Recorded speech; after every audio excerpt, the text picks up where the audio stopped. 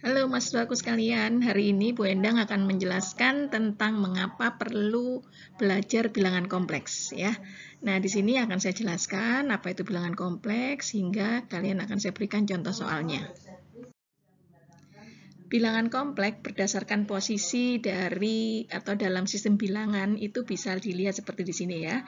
Nah, kalian bisa lihat di sini adalah ada sekelompok sistem bilangan real atau saya singkat dengan RE gitu ya. Nah, sistem bilangan real ini sudah saya bahas di video-video saya sebelumnya. Silakan kalian cari, nanti akan saya beri linknya juga. Nah, sedangkan yang kedua adalah kelompok bilangan imajiner ya. Nah, sesuai dengan sistem bilangan tadi, kalau bilangan real digabung dengan bilangan imajiner atau IM di sini, maka di sini akan menjadi bilangan kompleks ya. Nah, sehingga ketika saya definisikan bilangan kompleks itu apa, mari saya lihat lagi. Bilangan real itu adalah bilangan antara min tak hingga sampai tak hingga. Sedangkan bilangan imajiner adalah I sama dengan akar min 1 atau kalau I kuadrat adalah sama dengan min 1 ya. Jadi akar I kali akar I, ya akar min 1 kali akar min 1 adalah min 1. Nah, sehingga ketika kita definisikan bilangan kelompok itu seperti apa? Kita bisa menuliskan Z sama dengan A ditambah BI. Jadi kita definisikan bahwa bilangan kompleks atau C ini ya sama dengan Z sandwingan hingga Z-nya itu adalah sama dengan A ditambah BI, di mana A dan B-nya adalah bilangan real. Sedangkan I kuadrat nilainya min 1, karena I itu adalah akar min 1. Ya. A-nya adalah real dari Z, dan B-nya itu adalah imajiner dari Z.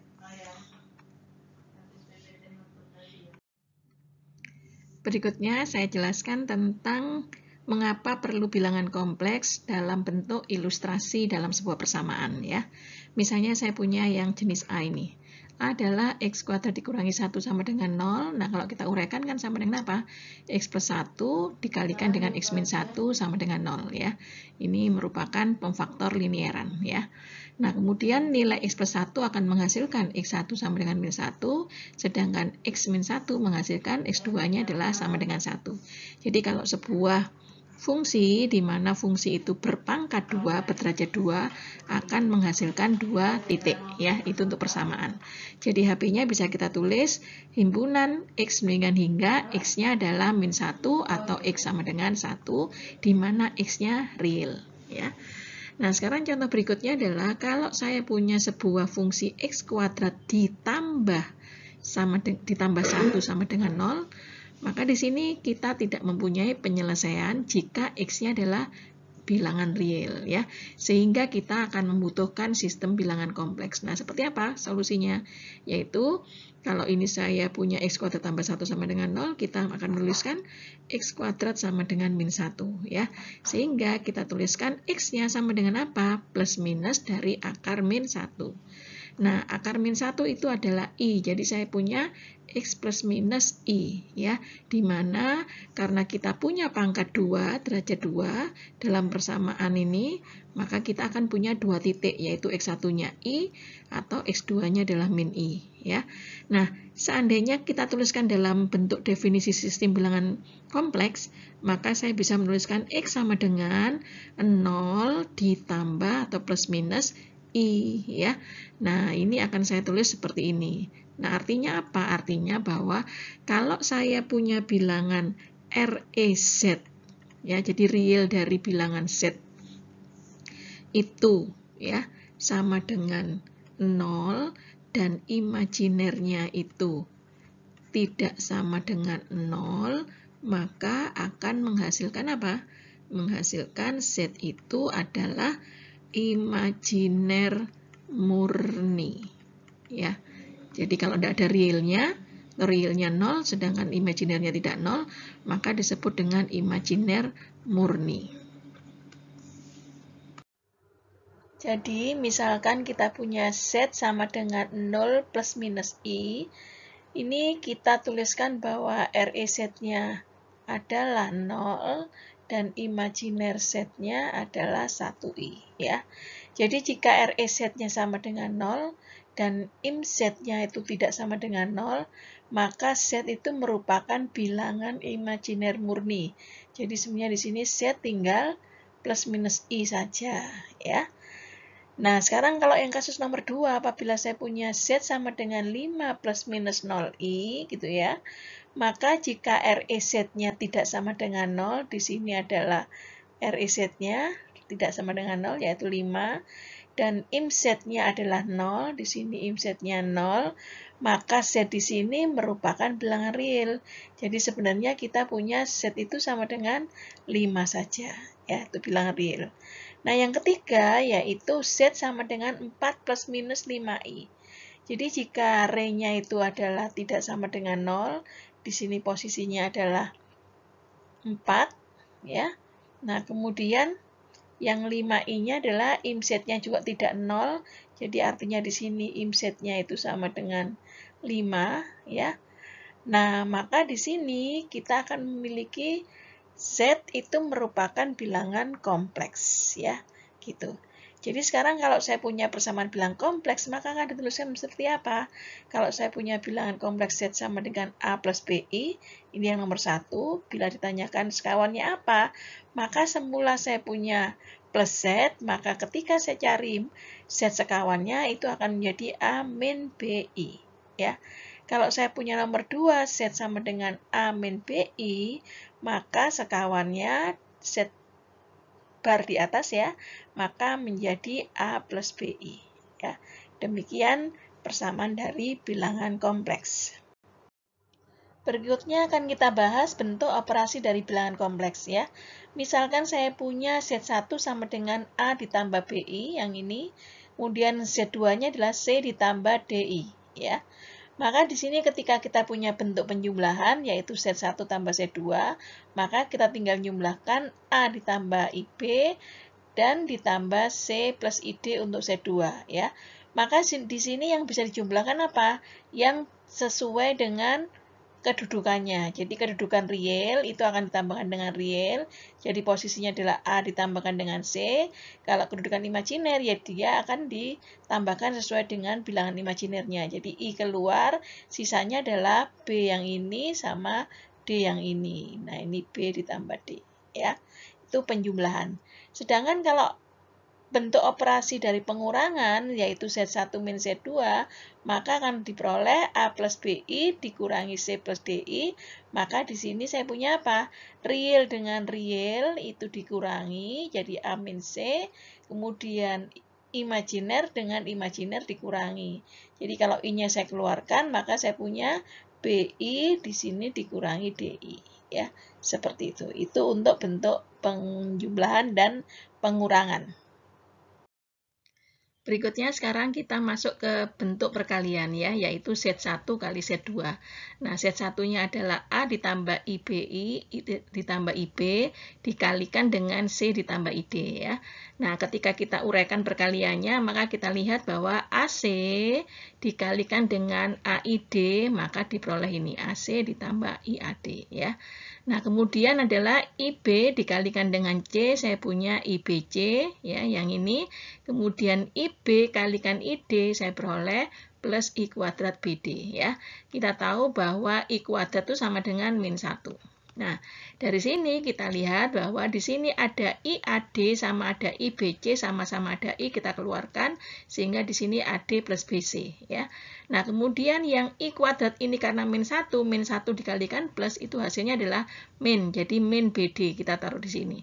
Jadi saya punya AC min BD. Gitu, ya. Nah, untuk pembagian itu kita tulis Z1 dibagi Z2. Maka kita tuliskan Z1 adalah A ditambah IB, terus kemudian dibagi dengan C ditambah ID, ya.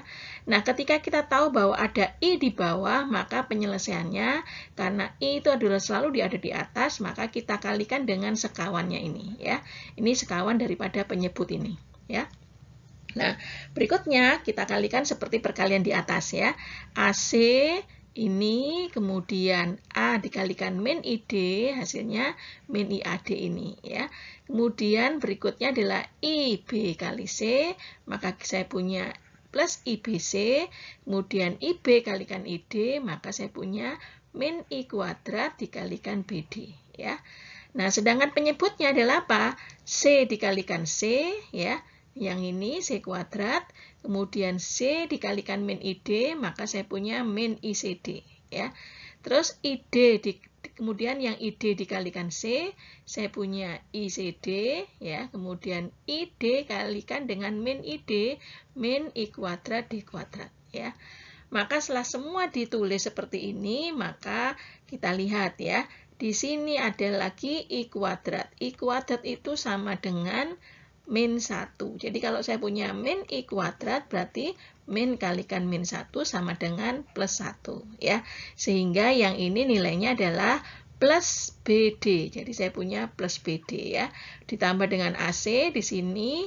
Nah, kemudian di sini sama-sama I-nya keluar, maka hasilnya adalah BC dikurangi AD ya. Jadi BC dikurangi AD. Sedangkan yang di bawah penyebut ada min ICD sama ada plus ICD. Saya coret sisanya adalah C kuadrat ya. Nah, ini tadi menjadi 1, jadi 1 D kuadrat ya. Nih, jadi inilah hasil bentuk pembagian Z1 plus Z2. Berikutnya kita masuk ke bentuk kelima, yaitu modulus bilangan kompleks Z sama dengan A ditambah BI. Ya. Maka ini pun akan sama artinya ya dengan IB. Jadi kalau kalian boleh nulis di depan I-nya atau di belakang seperti ini. Nah, modulus Z dari Z sama dengan A plus BI, maka di sini dilambangkan dengan garis tegak untuk Z. Ya, maka rumusnya adalah A kuadrat ditambah B kuadrat, diambilkan dari realnya di Z ya. Maka ketika misalnya saya punya Z1 dan Z2, di mana di sini Z1-nya A1 tambah IB1, sedangkan Z2-nya adalah A2 ditambah IB2. Kalau sekarang saya punya modulus dari pengurangan Z1 dikurangi Z2, maka sesuai di sini tadi, ini saya punya A1 dikurangi A2 dikuadratkan ya. Kemudian disama dengan B2 kuadrat ini, maka ini sama dengan ini di sini, sehingga diambil berapa? B1 dikurangi B2 dikuadratkan. Ya. Ini rumus untuk modulus dari pengurangan Z1 dikurangi Z2. Ya. Berikutnya bilangan kompleks sekawan. Nah, di sini sekawan lambangnya adalah Z coret di atas atau Z bar. Ya. Maka rumus yang pertama untuk A, apabila saya punya Z sama dengan A ditambah IB, maka sekawannya adalah A min IB. Ya. Nah, sedangkan kalau saya punya Z sama dengan A min IB, maka sekawannya adalah A plus IB. Ya, seperti itu. Ini yang keenam. Bentuk yang keempat adalah bentuk polar. Ya, di sini misalkan saya punya Z sama dengan X plus IY, maka di sini R itu sama dengan modulus Z, di mana sama dengan akar dari X kuadrat ditambah Y kuadrat. Sedangkan theta itu adalah arkus tangen dari Y per X ya. Nah, di sini kita ketahui bahwa X-nya itu adalah R cos theta, Y sama dengan R sin theta. Jadi, kalau saya punya X ditambah IY ya, maka di sini saya punya R cos theta plus I, Y-nya adalah R sin theta. Maka di sini R-nya dikeluarkan, hasilnya adalah cos theta plus I sin theta. Nah, cos theta plus I sin theta biasanya disingkat dengan cis, ya. Seperti itu. Nah, jadi penulisan bentuk polar dari Z sama dengan X plus IY itu sama aja dengan R cis theta di dalam bentuk polar, ya. Demikian juga dengan bentuk eksponen, yaitu RE pangkat I theta. Ya, E-nya adalah eksponensial. Di sini berdasarkan rumus Euler, ya, ini diperoleh dari rumus Euler. Ya. Nah, dari sini akan diperoleh apa? Rumus Euler adalah R sama dengan E pangkat I theta adalah cos theta plus I sin theta. Jadi juga bisa ditulis menjadi R cis theta. Ya, seperti itu. Berikutnya adalah sifat-sifat modulus dan sekawan sebagai teori yang nomor 5 ya. Di sini kita ketahui bahwa Z itu sama dengan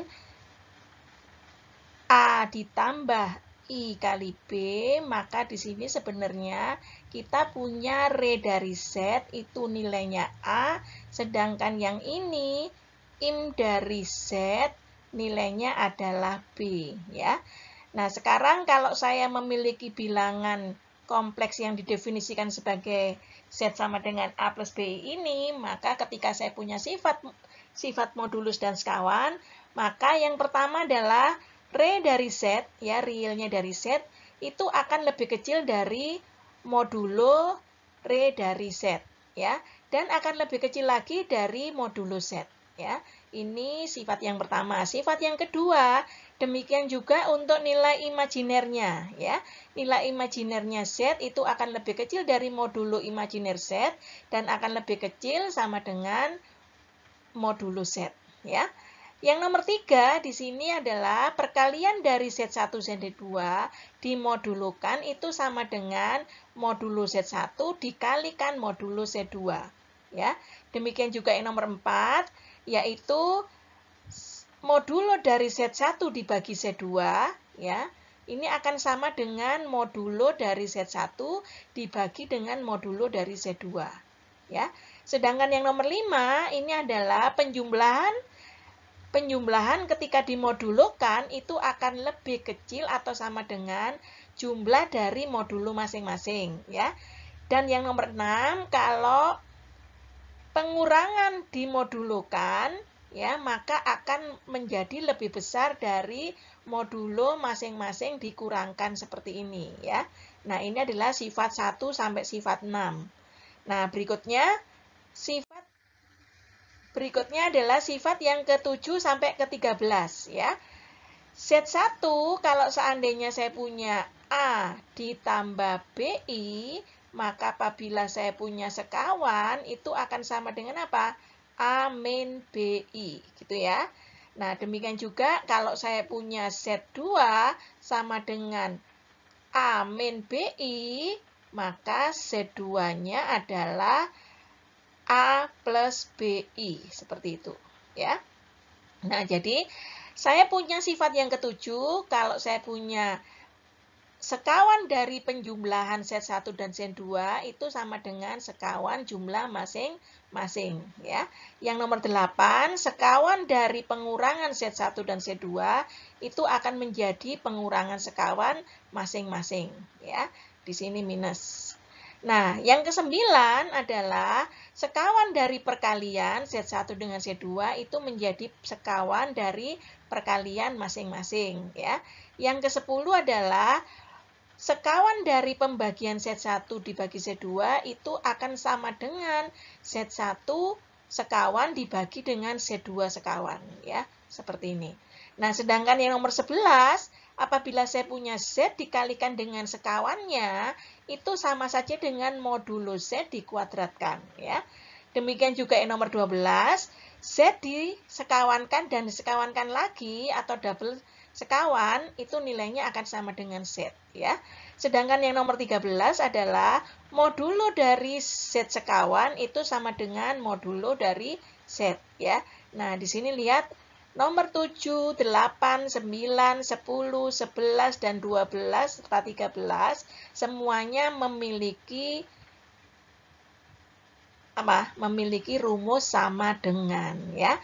Nah, jadi sekarang apa yang saya jelaskan ini nanti akan saya lanjutkan ke video berikutnya, yaitu tentang latihan soal bilangan kompleks, ya, di Endang Setiati Channel. Nah, silakan jangan lupa subscribe, like, komen, dan tonton sampai habis agar saya semangat untuk membuat video berikutnya, ya. Demikian saya ucapkan terima kasih.